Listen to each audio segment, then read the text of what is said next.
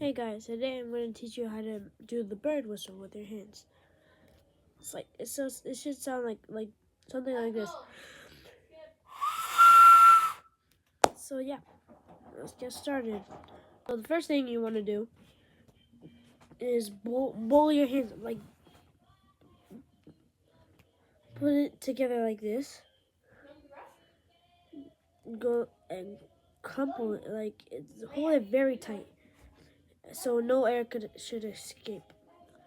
Then put your thumb like this.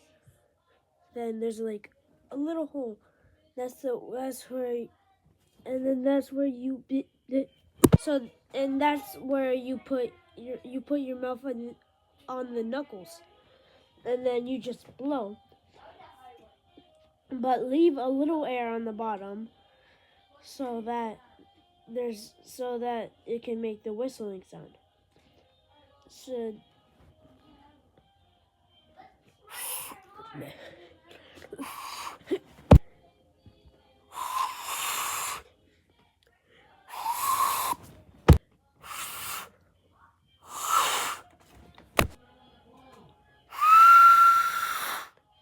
So have your fingers bunched up like this.